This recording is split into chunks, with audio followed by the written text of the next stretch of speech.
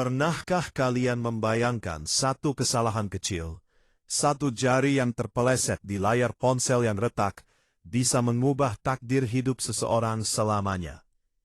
Inilah yang dialami Jaka, seorang penjual gorengan pinggir jalan yang nasibnya berubah total hanya karena salah kirim pesan singkat. Niat hati ingin mengabari ibunya yang sedang sakit. Pesan itu justru nyasar ke nomor pribadi seorang CEO wanita paling dingin dan paling kaya di Jakarta. Siapa sangka pesan yang dikira dari admin old shop itu justru menjadi awal kisah cinta paling manis, paling menggemaskan, dan paling tidak masuk akal yang pernah ada. Selamat datang di kanal Ken Arok Productions.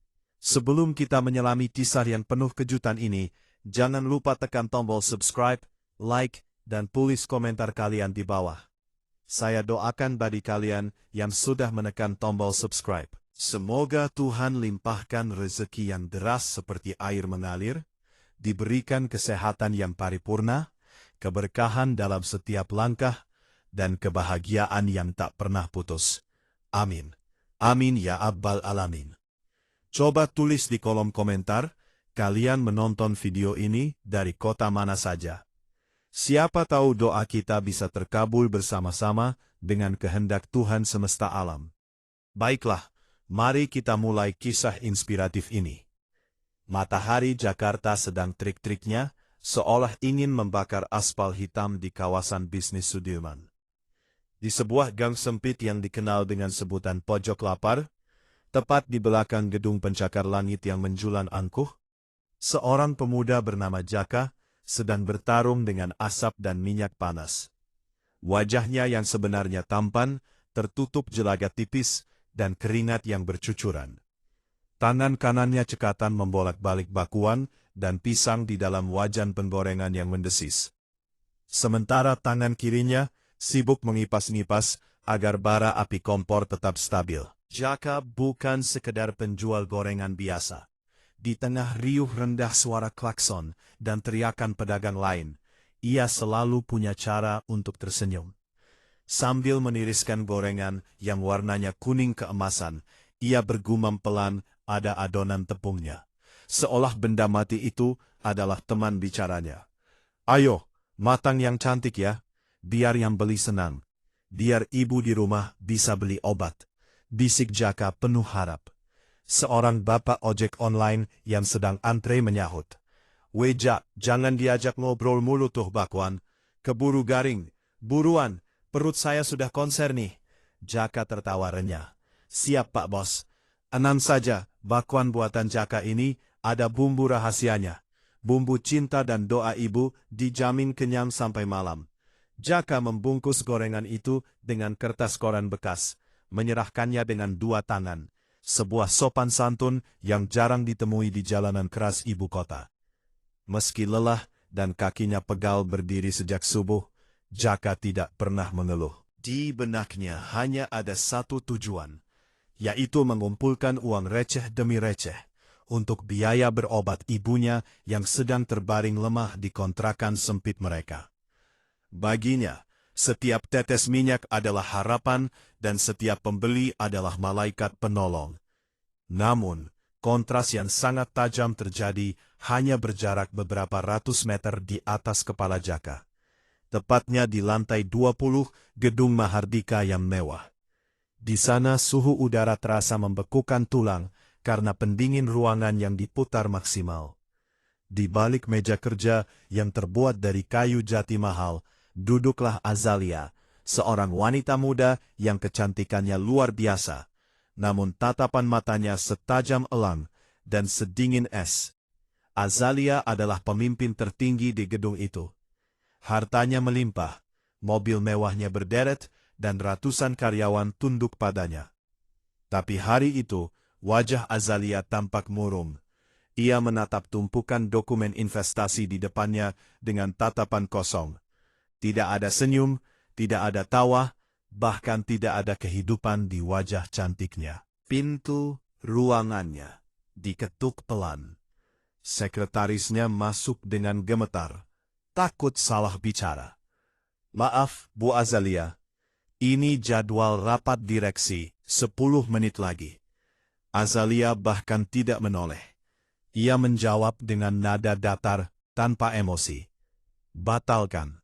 Saya sedang tidak ingin melihat wajah-wajah munafik itu. Bilang saya sakit. Keluar.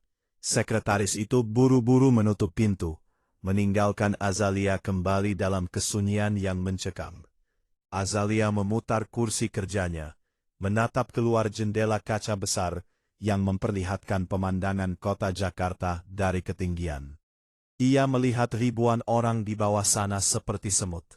Ia punya segalanya yang diimpikan orang banyak, tapi hatinya terasa seperti ruang hampa udara.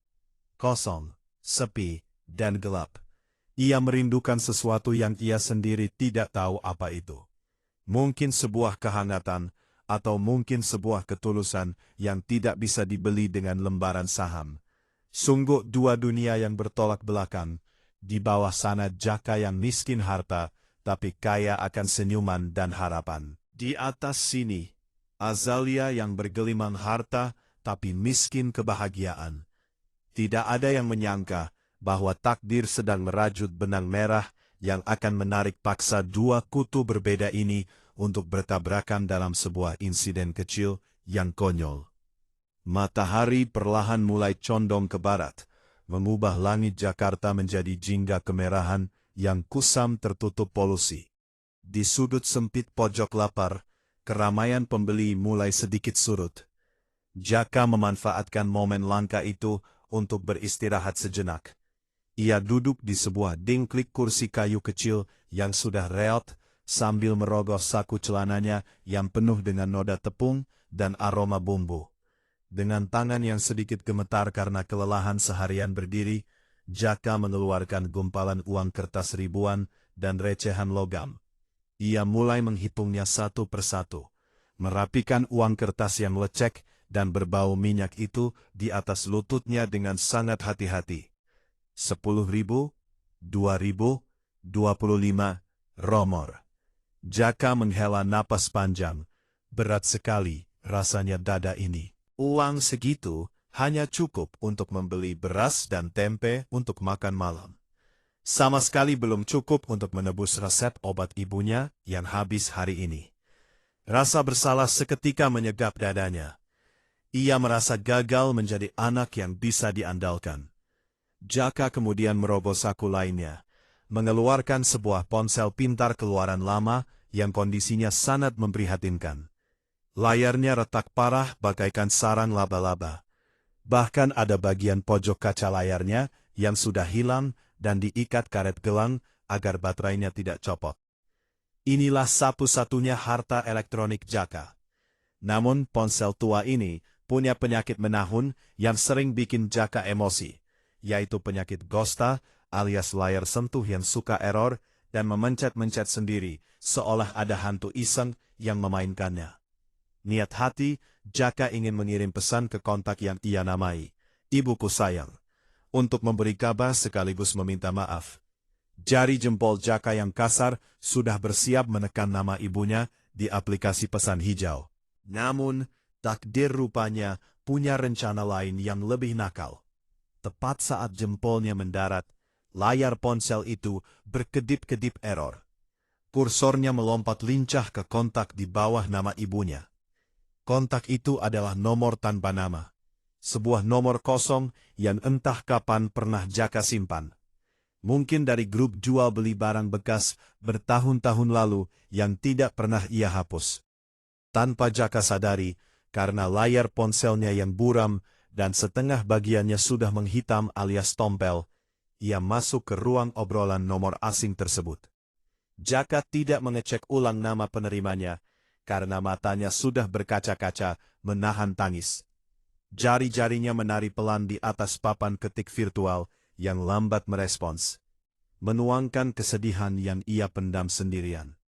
"Bu, maaf Jaka baru dapat R1000 hari ini. Dagangan sepi banget karena banyak saingan. Ibu sabar ya, tolong tahan dulu sakitnya sebentar lagi. Jaka janji akan kerja lebih keras lagi besok. Jaka janji ibu pasti sembuh." Jaka belum bisa jadi anak yang berguna. Setelah kalimat sendu itu terketik, Jaka menambahkan sentuhan terakhir. Ia memilih sebuah stiker gambar kucing kartun jelek yang sedang menangis terseduh-seduh sampai air matanya banjir. Itu adalah stiker andalan Jaka untuk menunjukkan betapa kacaunya perasaannya saat ini. Namun dengan cara yang sedikit konyol agar ibunya tidak terlalu khawatir. Dengan sekali tekan, tombol kirim pun disentuh. Pesan itu meluncur cepat melalui sinyal internet, terbang menembus dinding beton, naik ke atas menara pemancar, dan mendarat tepat di sebuah ponsel canggih seharga motor yang tergeletak bisu di meja marmer di lantai 20 gedung sebelah. Jaka mengusap wajahnya yang kusut dan menyimpan kembali ponselnya ke saku. Sama sekali tidak menyadari bahwa pesan itu tidak sampai ke ibunya, melainkan nyasar ke kandang singa betina yang sedang terluka hatinya.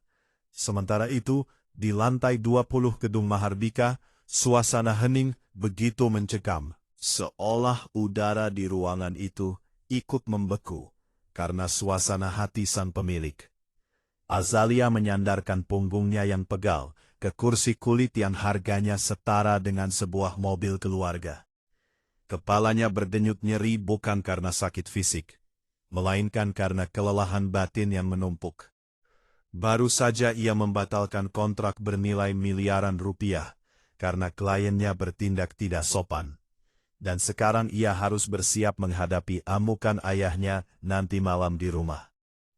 Bagi Azalia, hidup ini seperti arena perang. Semua orang mendekatinya hanya karena dua hal, takut padanya atau menginginkan uangnya. Tidak ada yang benar-benar bertanya, apa kabar Azalia hari ini, atau apakah kamu lelah? Semua hanya bertanya tentang profit, saham, dan target perusahaan. Di tengah lamunan suram itu, ponsel canggih di atas mejanya bergetar singkat. Layarnya menyala, menampilkan notifikasi pesan dari nomor tak dikenal. Biasanya Azalia tidak akan sudi melirik pesan dari nomor asing. Baginya, itu paling cuma penawaran pinjaman online atau pesan nyasar yang tidak penting. Namun, entah kekuatan magis apa yang menggerakkan tangannya sore itu, Azalia justru meraih benda pipi itu dan membuka kuncinya. Matanya yang lelah menyapu barisan kalimat di layar. Alisnya yang rapi perlahan berkerut. Bu, maaf, Jaka baru dapat tita-tita hari ini. Jaka janji, ibu pasti sembuh. Azalia tertegun. 30.000. Nominal itu bahkan tidak cukup untuk membayar segelas kopi yang biasa ia minum setiap pagi. Bagi Azalia, uang segitu hanyalah recehan yang sering ia biarkan tercecer di dalam tas mewahnya. Tapi bagi si pengirim pesan ini, uang itu adalah nyawa.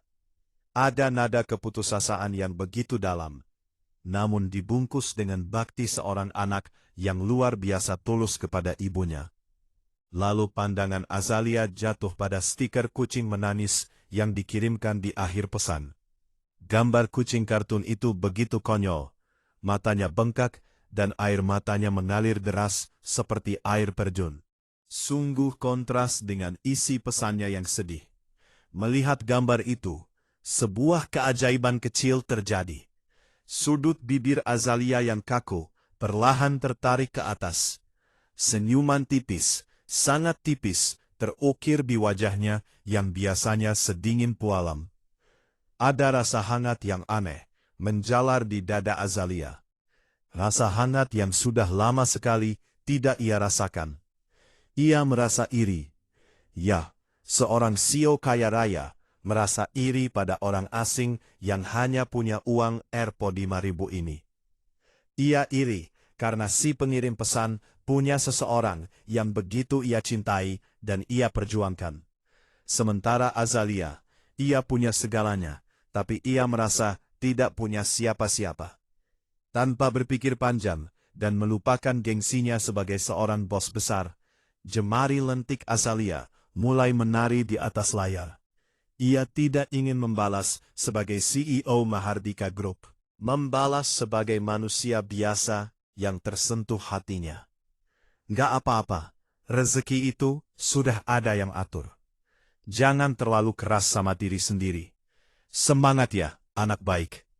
Doa ibu itu tembus langit pasti didengar Tuhan.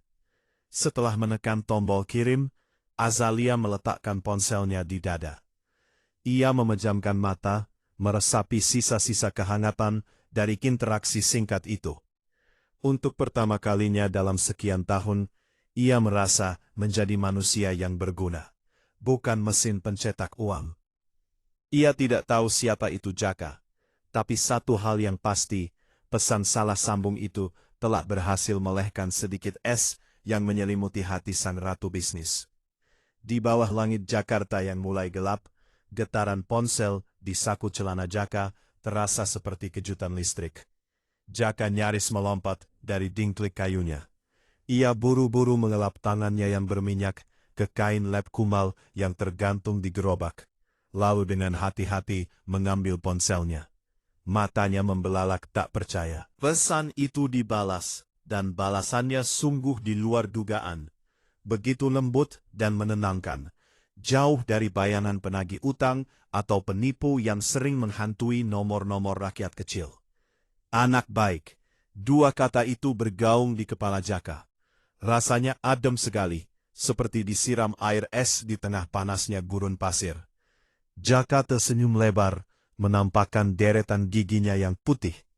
Dalam pikiran polosnya, ia langsung menyimpulkan bahwa si pengirim pesan ini pastilah seorang wanita karir biasa. Mungkin seorang admin toko online atau staf admin gudang yang nasibnya satu-satu dengan dirinya. Sama-sama pejuang rupiah yang sering dimarahi atasan dan pulang malam. Wah, Simba ini pasti orang baik.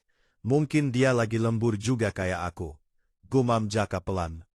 Tanpa ragu, Jaka membalas pesan itu. Sejak saat itulah, sebuah persahabatan online yang unik mulai terjalin di antara mereka.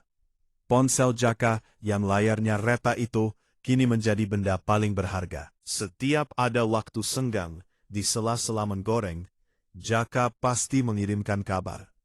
Bukan kabar penting, melainkan hal-hal receh yang ia temui di jalanan. Ia pernah memotret seekor kucing jalanan kurus yang sedang tidur pulas di atas sadel motor tukang ojek. Jaka mengirim foto itu dengan caption lucu. Lihat mbak, simpus aja bisa tidur nyenyak walau nggak punya kasur empuk. Kita jangan mau kalah ya. Syukuri aja walau cuma tidur beralas tikar. Di seberang sana di Menara Gading lantai 20, pesan sederhana itu menjadi oase bagi Azalia. Kalian bisa bayangkan, seorang CEO yang biasanya sibuk membaca grafik saham dan laporan keuangan yang rumit, kini diam-diam tersenyum sendiri di tengah rapat direksi hanya karena melihat foto kucing kampung. Azalia sering menyembunyikan ponselnya di bawah meja rapat, curi-curi pandang membaca celotehan Jaka.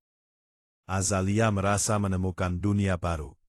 Dunia Jaka begitu penuh warna dan kehidupan. Sangat berbeda dengan dunianya yang monokom dan kaku. Jaka sering mengirim foto langit senja yang kejinggaan di sela-sela gedung tinggi sambil menulis, "Mbak Admin, lihat deh, langitnya bagus banget. Hiburan gratis dari Tuhan buat kita yang dompetnya tipis." Membaca itu, Azalia tertampar. Ia punya apartemen dengan pemandangan langit paling mahal di Jakarta. Tapi ia tidak pernah sekalipun meluangkan waktu untuk menikmatinya. Lewat mata Jaka, Azalia belajar melihat keindahan dalam kesederhanaan. Azalia pun mulai terbuka. Ia sering curhat, tentu saja dengan menyamarkan identitasnya. Ia mengeluh soal bos besarnya yang galak dan menuntut. Padahal ia sedang membicarakan dirinya sendiri yang perfeksionis. "Bos, aku galak banget hari ini mas. Rasanya pengen resign tapi butuh duit," tulis Azalia dengan nada bercanda. Jaka membalas dengan semangat. "Sabar, Mbak Admin, anggap aja omelan bos itu kayak suara petasan. Berisik tapi cuma sebentar. Yang penting kita kerja halal biar berkah." Tanpa sadar, benih-benih kekaguman mulai tumbuh di hati Azalia. Ia jatuh cinta bukan pada rupa, karena ia belum pernah melihat wajah Jaka dan jelas. Ia jatuh cinta pada kepribadian itu.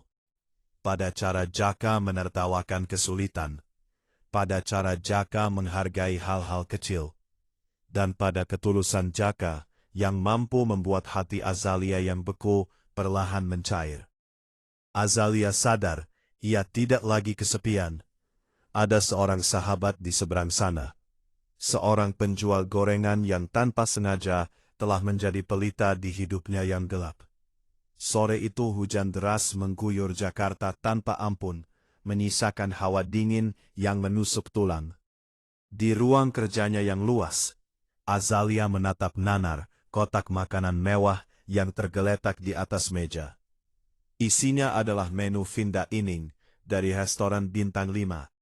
Potongan daging stik wagyu dengan hiasan daun petereli yang artistik. Harganya mungkin bisa untuk membiayai makan orang sekampung. Tapi bagi Azalia, makanan itu terlihat sangat menyedihkan. Tidak ada uap panas yang mengepul. Tidak ada aroma yang menggugah selera. Semuanya terasa dingin, kaku, dan berjarak persis seperti hidupnya. Perutnya berbunyi nyaring, protes minta diisi. Tapi setiap kali ia mencoba menyuap potongan daging itu, tenggorokannya seolah menolak. Rasanya hambar seperti mengunyah karet. Azalia meraih ponselnya, satu-satunya benda yang bisa memberikan kehangatan di ruangan itu. Ia mengetik pesan singkat kepada Jaka. "Mas, aku bosan banget sama makanan catering kantor. Rasanya kayak makan kardus, gak ada rasanya. Pengen makan sesuatu yang bikin melek." Tak butuh waktu lama, ponselnya bergetar. Balasan dari Jaka selalu cepat. Seolah pria itu memang mendedikasikan hidupnya untuk menghibur Azalia. "Waduh, Mbak Admin, itu tandanya lidah sampean perlu diriset pakai kearifan lokal. Jangan makan yang aneh-aneh. Coba deh cari pisang goreng yang baru diangkat dari wajan, masih panas ngebul. Terus makannya dicocol sambal terasi atau sambal roa. Beh, itu obat stres paling ampuh sedunia. Rasanya manis, gurih, pedas, meledak di mulut kayak kembang api tahun baru." Membaca deskripsi Jaka yang begitu berapi-api, air liur Azalia tanpa sadar menetes. Ia membayangkan perpaduan rasa itu. Pisang goreng dan sambal terdengar aneh bagi lidah bangsawannya. Tapi entah kenapa sangat menggoda. Tanpa pikir panjang, Azalia menekan tombol interkom di mejanya. "Pak Ujang, ke ruangan saya sekarang." Seorang office boy tua tergopoh-gopoh masuk. "Siap, bos. Ada yang bisa saya bantu?" "Pak, tolong belikan saya gorengan di belakang gedung. Cari gerobak yang paling ramai. Beli pisang goreng sama sambalnya. Jangan bilang buat saya, bilang saja buat camilan satpam." Perintah Azalia dengan wajah datar, berusaha menyembunyikan gengsinya. Pak Ujang melongo, bingung setengah mati. Tumben-tumbenan sang ratu properti minta dibelikan gorengan pinggir jalan, tapi ia tidak berani membantah. 15 menit kemudian, aroma minyak kelapa dan pisang matang menyeruak memenuhi ruangan beracanya wangi lavender itu. Di atas meja marmer yang mengkilap, kini tersaji bungkusan kertas koran yang sedikit berminyak. Azalia membuka bungkusan itu perlahan, seolah sedang membuka peti harta karun. Uap panas langsung menerpa wajahnya. Ia mengambil sepotong pisang goreng yang warnanya coklat keemasan, lalu dengan ragu mencocolnya sedikit ke sambal yang disertakan. Gigitan pertama, kriuk. Bunyi renyah tepung beradu dengan lembutnya pisang yang lumer di lidah. Lalu rasa pedas sambal menyusul menendang rasa kantuk dan stresnya seketika. Mata Azalia terpejam. "Enak, enak banget," desisnya pelan. Rasanya bukan sekadar makanan. Ada kehangatan di sana, ada rasa rumah yang selama ini ia cari. Memakan gorengan rekomendasi Jaka, rasanya seperti sedang dipeluk dari jauh. Jaka benar, kebahagiaan itu kadang bentuknya sederhana. Cuma sepotong pisang goreng hangat di tengah hujan yang dingin. Sore itu, di lantai 20, seorang CEO wanita tersenyum bahagia dengan mulut penuh remah tepung, merasakan cinta yang dikirimkan lewat frekuensi rasa. Pagi itu, suasana di ruang rapat direksi Gedung Mahardika terasa berbeda dari biasanya. Jika hari-hari sebelumnya, agenda rapat hanya berkutat pada angka profit dan saham yang membosankan, kali ini Azalia berdiri tegak di ujung meja panjang dengan aura wibawa yang sangat kuat. Ia menunjuk ke arah jendela kaca besar yang menampilkan pemandangan gang sempit di belakang gedung, tempat di mana puluhan pedagang kaki lima berdesak-desakan di bawah terpal plastik yang kumuh dan bocor. Saya tidak mau lagi melihat pemandangan berantakan itu di area properti kita, ucap Azalia dengan suara tegas yang menggema di ruangan hening itu. Para direktur tua saling berpandangan cemas, mengira sang bos muda yang terkenal dingin ini akan memerintahkan penggusuran massal demi keindahan estetika gedung. Namun, Azalia menarik napas panjang dan melanjutkan kalimatnya dengan nada yang lebih lunak, sesuatu yang jarang sekali mereka dengar. Tapi saya juga tidak mau perusahaan ini dikenal sebagai penindas rakyat kecil.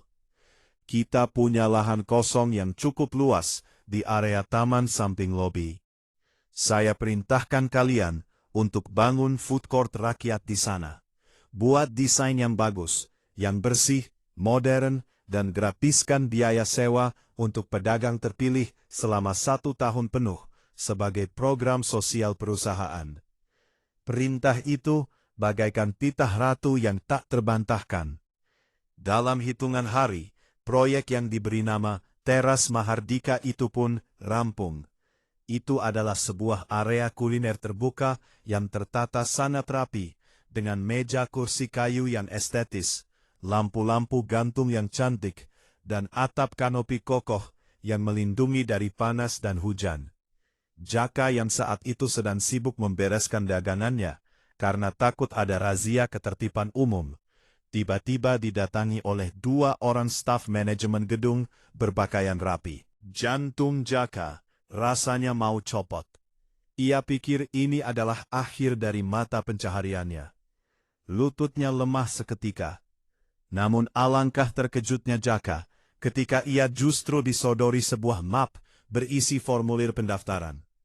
Ternyata gorengan Jaka masuk dalam daftar pedagang prioritas yang direkomendasikan untuk mengisi food court tersebut. Tentu saja Jaka tidak tahu bahwa nama Jaka Gorengan ada di urutan paling atas daftar itu berkat campur tangan rahasia Azalia yang sudah kepalang jatuh cinta pada rasa pisang goreng buatannya. Jaka nyari sujud syukur di atas aspal panas, saking bahagianya. Ia tidak percaya. Dari penjual pinggir got yang setiap hari was-was dikejar petugas keamanan, kini ia naik kelas menjadi tenan resmi di lingkungan gedung pencakar langit yang elit.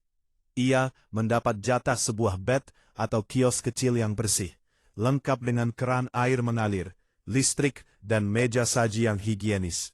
Tidak akan ada lagi debu jalanan yang menempel di gorengannya. Tidak ada lagi becek yang menggenang saat hujan turun. Dengan tangan yang masih gemetar karena luapan emosi, Jaka segera merogoh saku celananya.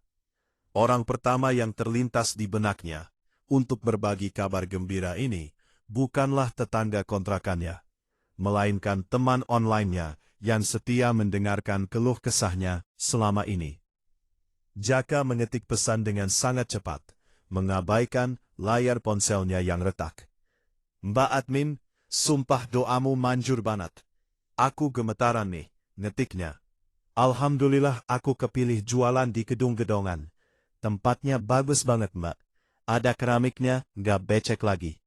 Kayaknya malaikat baru aja lewat dan ngasih rezeki nomplok buat aku." Di lantai 20, Azalia membaca pesan yang penuh dengan tanda seru itu. Ia bisa merasakan euforia dan